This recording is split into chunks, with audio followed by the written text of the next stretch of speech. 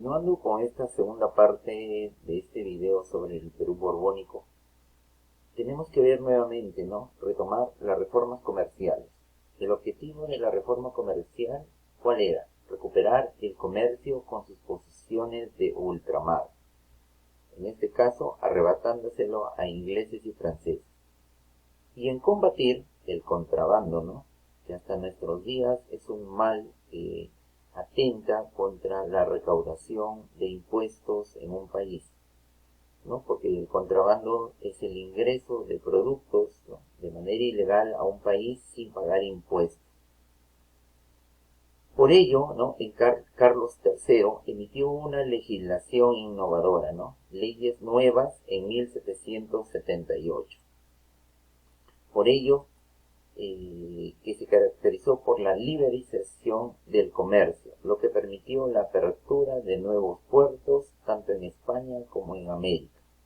Con esta disposición llegó el fin de la Casa de Contratación de Sevilla, ¿no?, que había sido conformada, ¿no?, por el Reino de España para controlar justo el comercio en América. Paralelamente se gravaron las mercancías extranjeras de manera que las nacionales pudieran competir con ellas.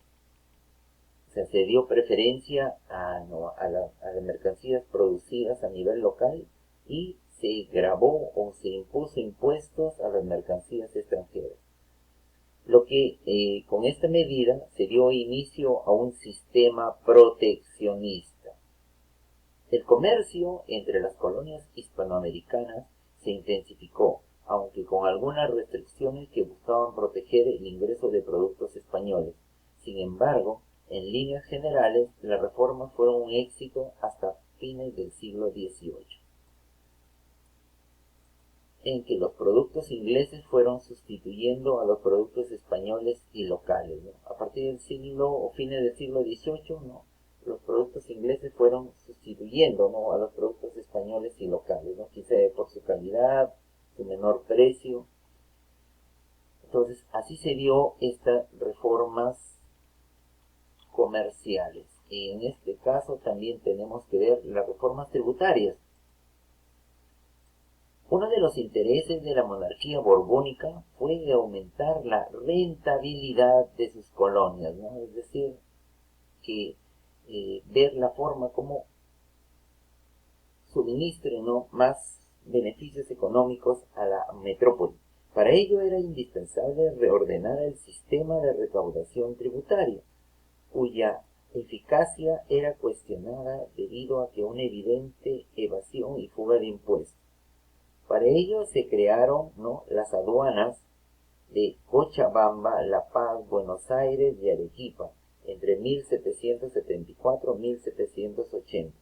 Paralelamente, fueron sujetos a impuestos productos que antes estaban libres de ellos, como la coca, ¿no? Ya se le grabó, ¿no?, o se le aplicó un impuesto. Estas medidas fueron muy mal recibidas por un amplio sector de la población virreinal, que de alguna manera se vinculaba al intercambio comercial. Los dueños de minas u obrajes, arrieros e intermediarios, consumidores indígenas, mestizos y criollos, manifestaron su descontento a través de protestas colectivas, publicación de pasquines o motines. Estas protestas, ¿no?, se vieron reflejadas en las llamadas rebeliones indígenas. En el siglo XVIII, un conjunto de levantamientos e insurrecciones indígenas remecieron las estructuras del poder colonial, ¿no?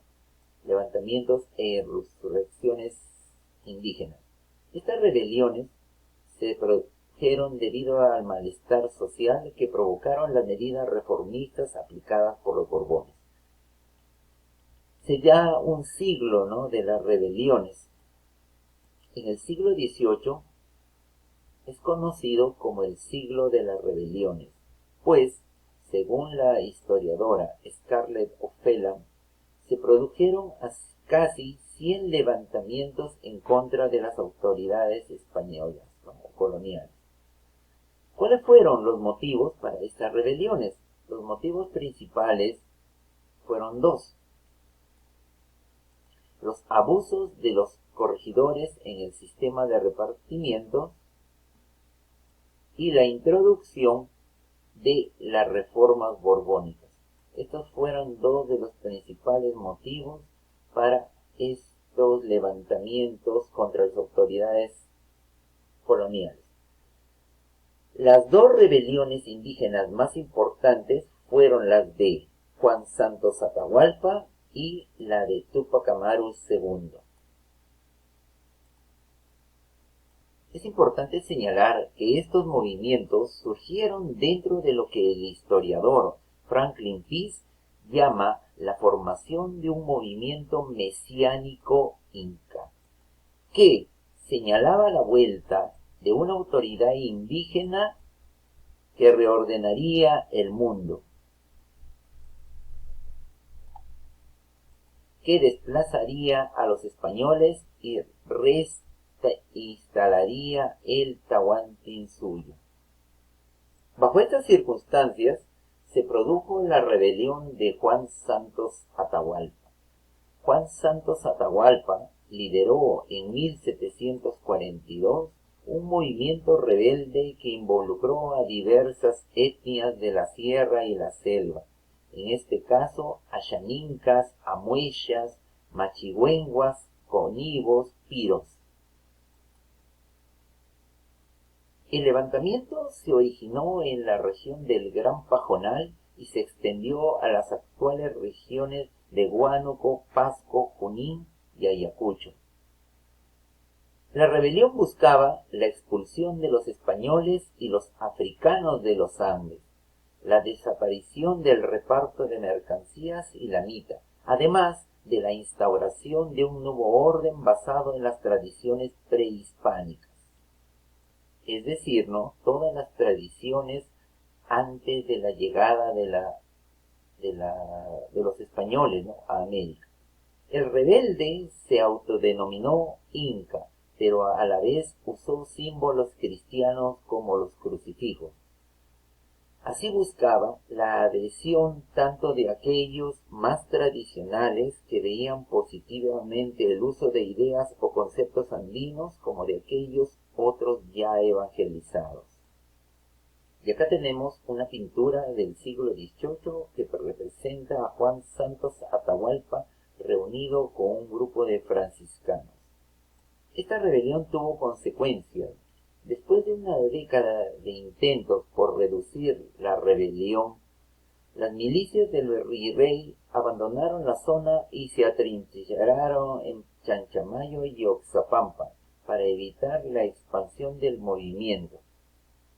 Aunque Juan Santos Atahualpa nunca fue capturado, luego de 1756 la fuerza de la rebelión disminuyó. Este levantamiento impidió el dominio efectivo de los españoles sobre la región del Gran Pajonal y detuvo la labor evangelizadora católica, porque las misiones franciscanas fueron abandonadas. Y llegamos, ¿no?, a la gran rebelión de Túpac Amaru II. A finales del siglo XVIII, una rebelión más fuerte y violenta sacudió a los Andes.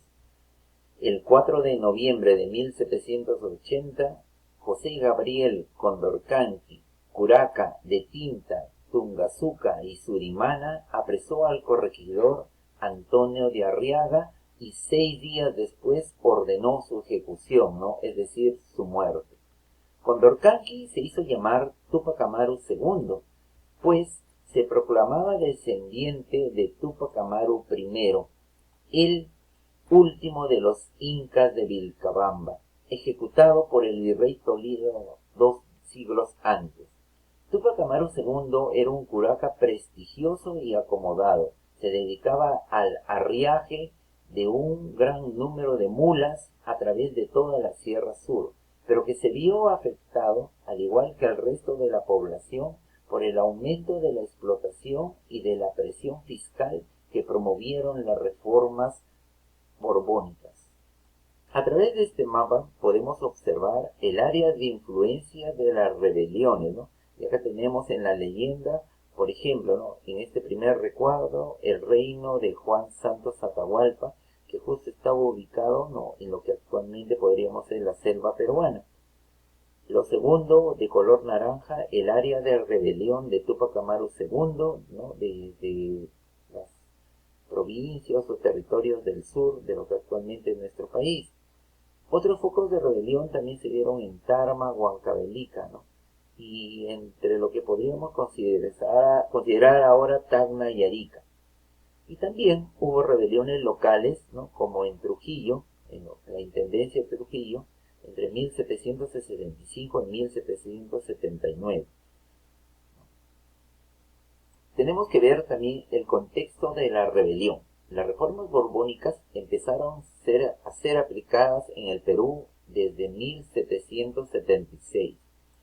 El visitador José Antonio de Areche las aplicó con excesivo rigor y desdén hacia los criollos, ¿no? O sea, mostrando siempre una diferencia, un desprecio hacia los criollos. Las medidas afectaron a diferentes sectores sociales, los cuales decidieron apoyar la rebelión. En este caso, ¿no?, los curacas, a quienes la mayor presión fiscal los puso en dificultades, ¿no?, pagaban mayor impuesto, pues eran los intermediarios entre el Estado colonial y los indígenas. Los comerciantes del sur andino y el Alto Perú, que se vieron afectados por el alza de la alcabala y la aduana de La Paz, ¿no?, tipos de impuestos también que se establecieron.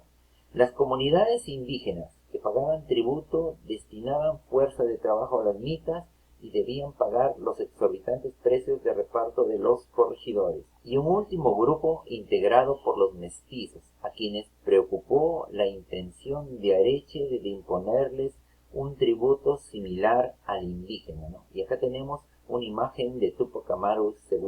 Tenemos que mencionar los enfrentamientos y el desenlace de esta rebelión. Túpac Amaru II convocó inicialmente a indígenas, criollos, mestizos y negros a luchar contra el mal gobierno y demandó al Estado colonial la abolición del reparto, la alcabala, la aduana y la mita de Potosí. Pero como la rebelión se hizo progresivamente más radical, ¿no?, o sea, más violenta, ahuyentó el apoyo de los sectores no indígenas. Tras la ejecución de Arriaga y las noticias de la rebelión, el corregidor del Cusco organizó la defensa y alertó a las autoridades de Lima. El 18 de noviembre de 1780, los rebeldes obtuvieron una victoria en Sangarara. Sin embargo, el virrey Jáuregui envió un nuevo contingente, ¿no?, un nuevo grupo de soldados que los derrotó y capturó a Túpac Amaru en abril de 1781. Después de un juicio sumario, es decir, un juicio que duró muy poco, el líder rebelde fue ejecutado junto con su esposa Micaela Bastidas el 18 de mayo de 1781. Pero la rebelión continuó. En el Cusco, Diego Cristóbal Túpac Amaru, primo de José Gabriel Condorcanqui, mantuvo el control de algunos sectores del sur andino. Sin embargo, fue capturado y ejecutado en 1783. Estimulado por el levantamiento de Túpac Amaru II, el líder aymara Julián Apaza dirigió una rebelión bajo el nombre de Túpac Katari.